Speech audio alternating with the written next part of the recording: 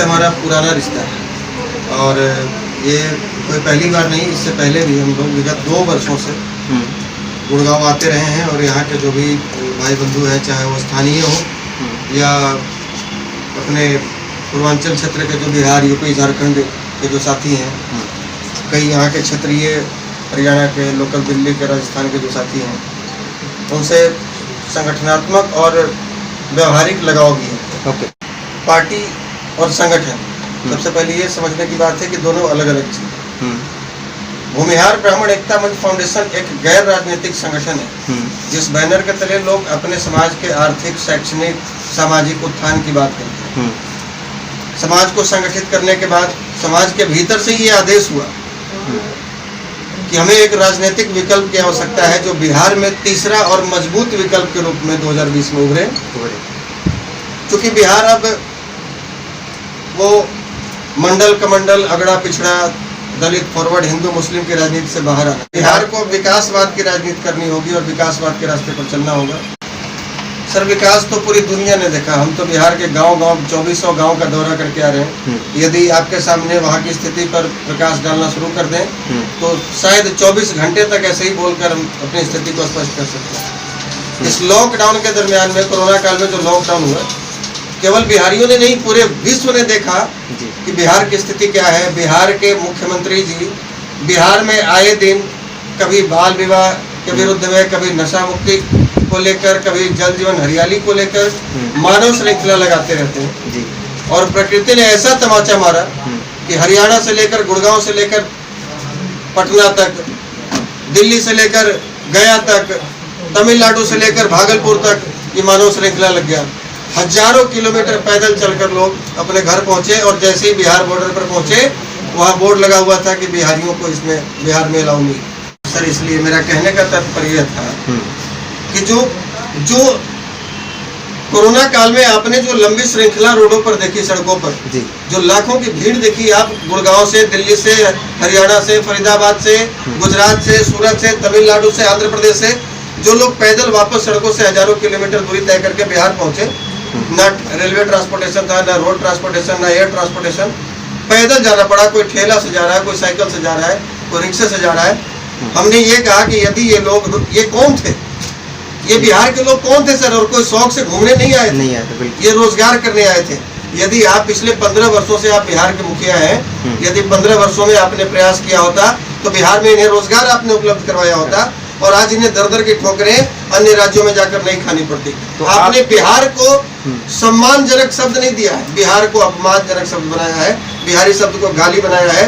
और इस बात की तकलीफ और टीस मेरे भीतर भी है, क्योंकि हम भी बिहारी हैं। सर, पार्टी तो बन गई है और सबसे बड़ी बात, एक आपने अच्छा सवाल किया, हमारा देश युवा देश है और इसमें भी सबसे बहुत बड़ी बात है कि बिहार युवा राज्य है। जितने युवा, 65% से अधिक आबादी बिहार में युवाओं की है। कोई ऐसा राज्य नहीं है जिस राज्य में युवाओं की आबादी इतनी हो। और बड़े संयोग की बात है, या हम लोगों के लिए बड़े खुशी की बात है कि अब वो युवा बदलाव चाहते हैं। इसीलिए आज संगठन के साथ भी और राष्ट्रीय जनता पार्टी के साथ भी 95% युवा वर्ग ही जुड़े हैं। विगत 7 नवंबर को जो पटना के गांधी मैदान में हम लोगों ने रैली का आयोजन किया था, लाखों की संख्या में लोग जुटे थे, उसमें 95% युवा थे। क्योंकि युवा अब अपने सोच को बदल चुका है, अपने आने वाली पीढ़ी को बदला हुआ देखना चाहता है, बिहार को विकसित, भ्रष्टाचार मुक्त, अपराध मुक्त देखना चाहता है। आज स्थिति ऐसी है कि बिहार में रोजगार का तो खैर नामो निशान नहीं है। रोजगार की यदि मांग कीजिएगा तो उन्हें लगता है कि जैसे इंद्र से पारिजात फूल आपने मांग लिया और वो नाराज। विचारों का कोई अंत नहीं होता।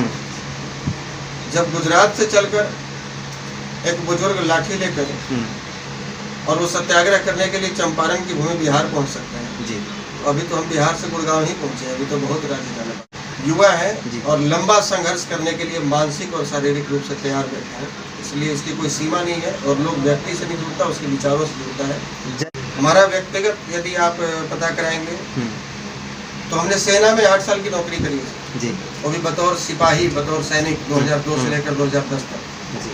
कोई करोड़पति और अरबपति खानदान का लड़का सेना में सिपाही की नौकरी नहीं करता। और दूसरा, कि यदि हमारा पॉलिटिकल बैकग्राउंड हमारा होता, हमारे मंत्री विधायक या सांसद हमारे बाप दादे होते, तब भी हम नहीं जाते। तो हम बिल्कुल साधारण से किसान परिवार से और मध्यम वर्गीय परिवार से। आपके साथ जो दिख रहे हैं लोग, यही हमारी पूंजी है और समाज ही पूंजी है। आज जो कार्यक्रम हम कर रहे हैं, ये मुझे नहीं पता कि कैसे हो रहा है। ये जो कार्यक्रम ऑर्गेनाइज कर रहे हैं, इन्हें पता होगा कि कैसे हो रहा है। और आज तक 1700-1800 कार्यक्रम हम लोगों ने किया सर। बिहार, यूपी, झारखंड, दिल्ली, नोएडा, हरियाणा, 1700-1800 कार्यक्रम, मंच का, सभा, सम्मेलन, धरना, प्रदर्शन। और वो कैसे ऑर्गेनाइज हुआ हमें नहीं पता। मुझे इतना ही पता होता है कि मुझे अपनी गाड़ी में बैठना है, उसका डीजल चेक करना है और वहाँ तक पहुँचना है। तो देखिए, कोई भी पार्टी शुरुआत बहुत छोटी सी। जनसंघ जब था भाजपा से पहले, तो इनके टोटल 2 सांसद थे। कांग्रेस के लोग इन पर हंसते थे कि आप तो विपक्ष में बैठने के लायक नहीं। उसी संसद भवन में खड़ा होकर अटल बिहारी वाजपेयी जी ने कहा था कि एक ऐसा दौर भी आएगा कि यहाँ भारत को कांग्रेस मुक्त बना दिया जाएगा और इस संसद भवन में केवल और केवल बीजेपी के, जनसंघ के ही सांसद दिखेंगे। और आज शायद वो दौर आया। तो कोई जरूरी नहीं है कि आज जो हमने शुरुआत की है ये आशुतोष के ही नेतृत्व में सफल हो। और भी कई ऐसे आएंगे। आशुतोष कोई अमर होकर नहीं आया है। और भी बहुत सारे ऐसे आएंगे जिनकी विचारधारा मजबूत होगी और उनके नेतृत्व में एक न एक दिन हम अपनी मंजिल को जरूर पाएंगे, इस मकसद में जरूर कामयाब होंगे, बदलाव जरूर लाएंगे।